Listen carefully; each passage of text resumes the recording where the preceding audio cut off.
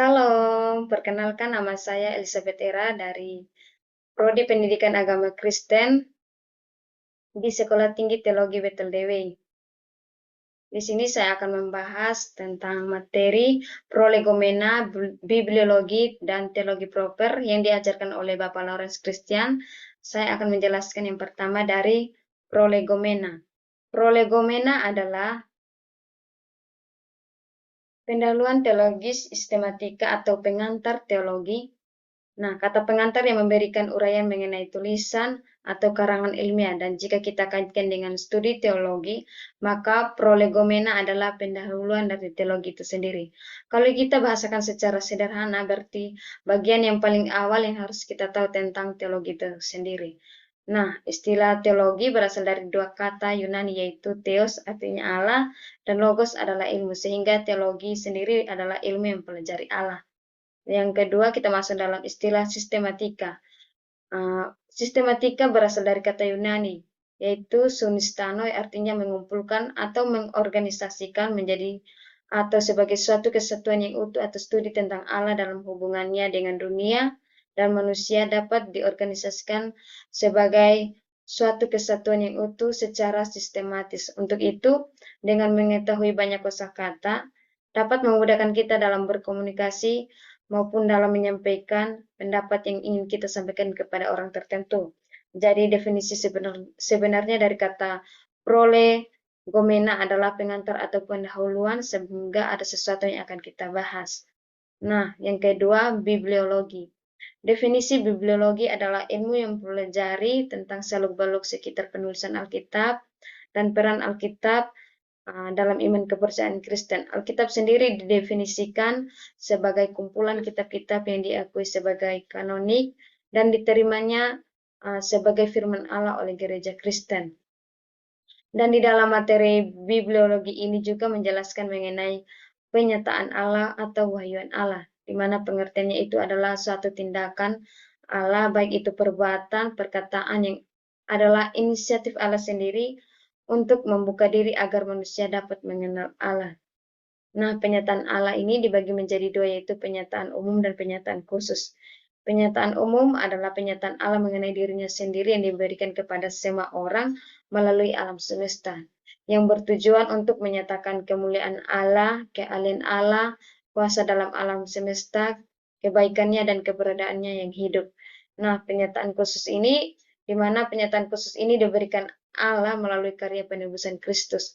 Nah, tujuannya Allah menyatakan kehendaknya dan perjanjian keselamatan dalam Yesus Kristus ini dengan demikian mendamaikan hubungan antara manusia dengan Allah. Yang kedua, pengilhaman.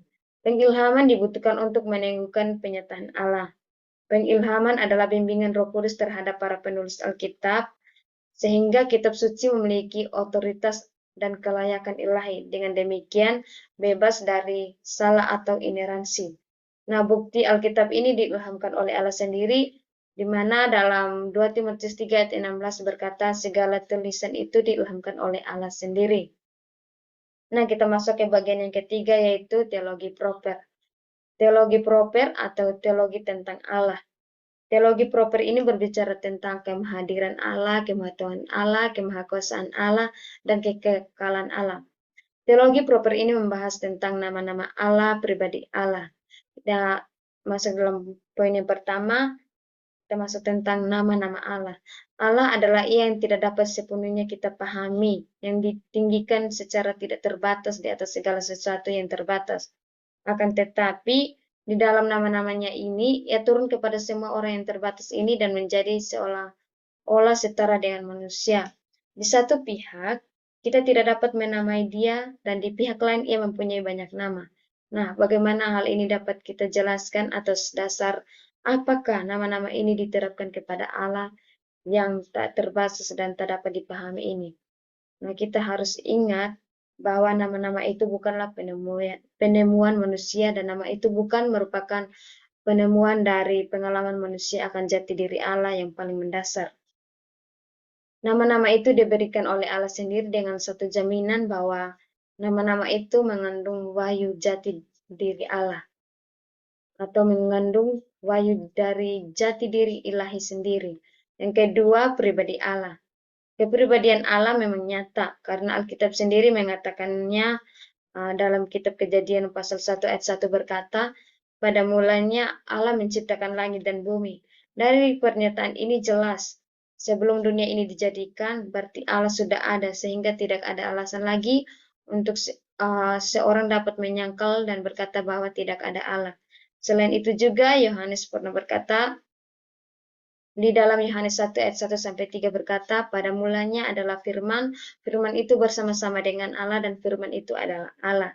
Ia pada mulanya bersama-sama dengan Allah. Berarti segala sesuatu yang dijadikan oleh Dia dan tanpa Dia tidak ada sesuatu pun yang telah jadi dari segala yang telah dijadikannya. Penjelasan dari saya, terima kasih, Tuhan Yesus memberkati.